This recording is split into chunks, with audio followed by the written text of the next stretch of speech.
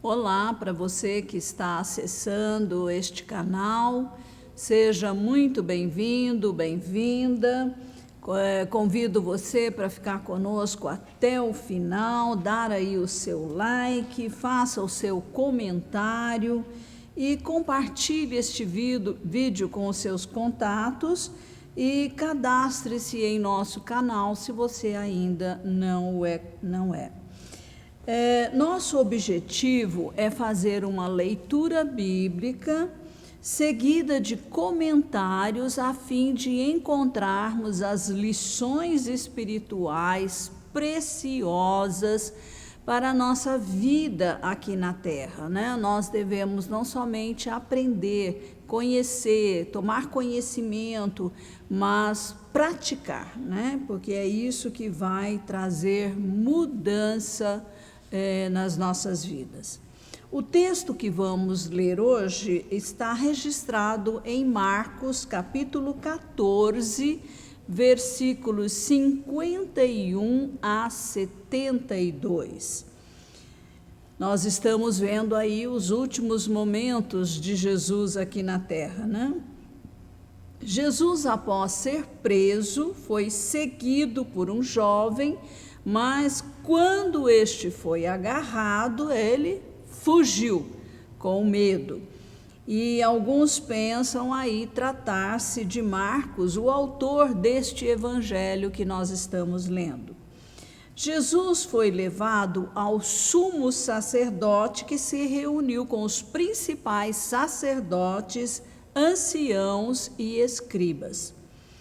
Pedro seguiu Jesus de longe até o interior do pátio do sumo sacerdote e foi sentar-se entre os servos que se aqueciam junto ao fogo. E os principais sacerdotes e todo o sinédrio procuravam algum testemunho contra Jesus para o condenar à morte. Mas não achavam nada. Muitos testemunhavam falsamente contra Jesus, mas os depoimentos não eram coerentes. Alguns diziam falsamente: nós o ouvimos declarar que ele vai destruir este santuário edificado por mãos humanas e que em 3 dias ele construiria outro e não seria feito por mãos humanas. Nem assim o testemunho deles era coerente e, portanto, não podiam ser usados aí em uma acusação formal.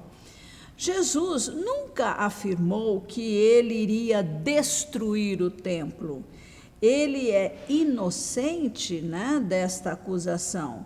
O que o sumo sacerdote, na qualidade de juiz, certamente sabia disso.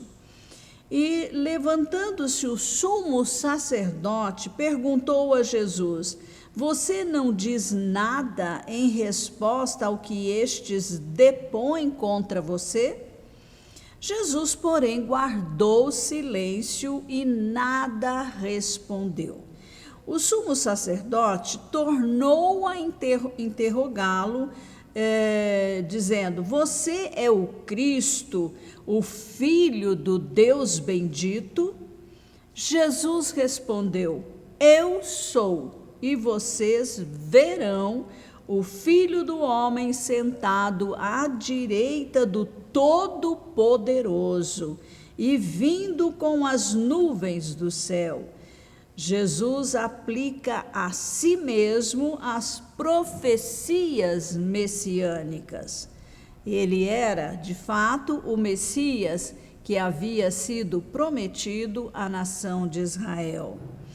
A declaração de Jesus é considerada como blasfêmia, no sentido de que ele alega ser filho de Deus e que teria uma posição elevada, exaltada à direita de Deus.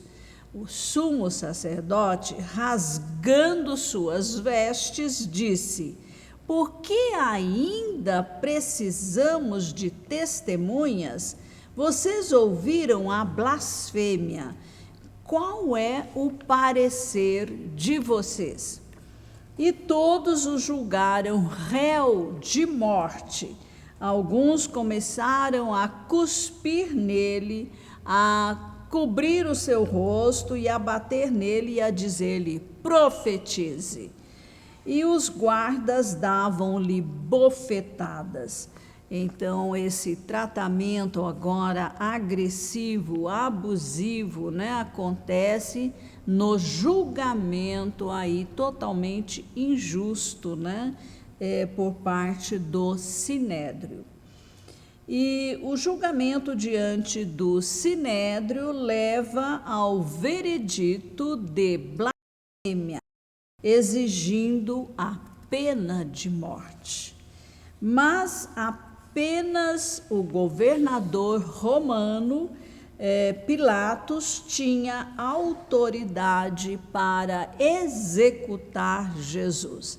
Aí que as autoridades religiosas do judaísmo vão pressionar o governador romano para que ele concorde em sentenciar Jesus à morte.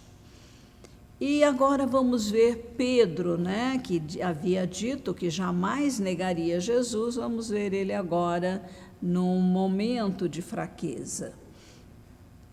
Estando Pedro embaixo no pátio, veio uma das empregadas do sumo sacerdote e, vendo Pedro que se aquecia, fixou os olhos nele e disse: você também estava com Jesus o Nazareno.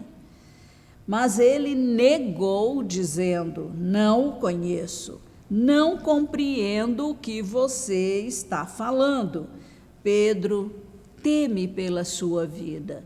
Se o mestre foi preso e agora está sendo julgado injustamente e será condenado, que diria, dos seus discípulos? E ele era um dos mais chegados a Jesus.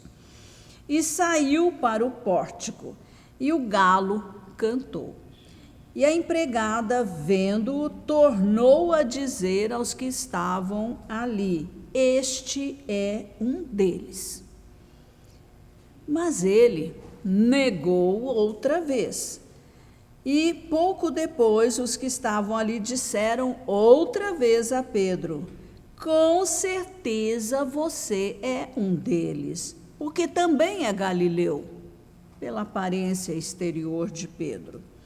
Pedro, porém, começou a praguejar e a jurar: não conheço esse homem de quem vocês estão falando.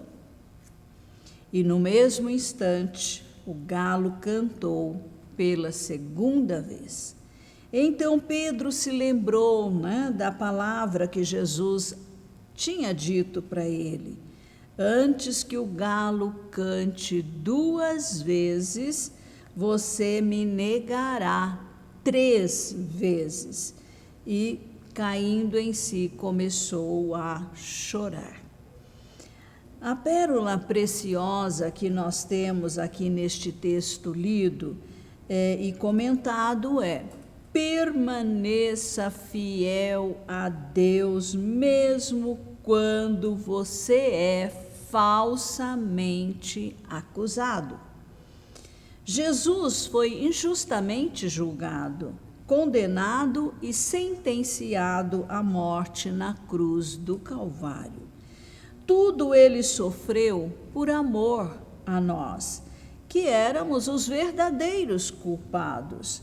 Ele morreu a morte que era nossa, a morte pelo pecado, para que pela sua ressurreição nós possamos viver a qualidade de vida de Jesus, ou seja, a vida ressurreta, a vida de um caráter totalmente, né, ajustado aí com os princípios da palavra de Deus, com os valores essenciais de Deus.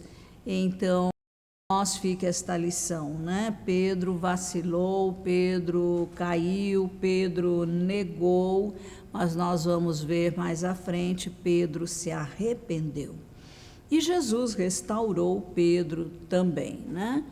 Então, nós precisamos tomar muito cuidado, porque quando começa a perseguição, a intolerância ao cristianismo e ao nosso, né, comportamento como cristãos, então nós precisamos estar preparados para responder corretamente, sem negar Jesus, né? Sem negar Deus Pai, sem negar a Bíblia Sagrada, a palavra de Deus.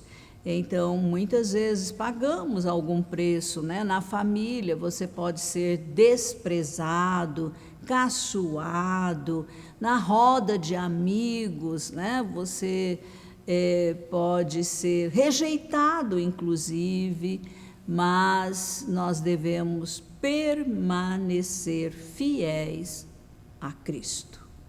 Que você possa se firmar, né, nesse conhecimento, nessa atitude e estar pronto para explicar a sua fé.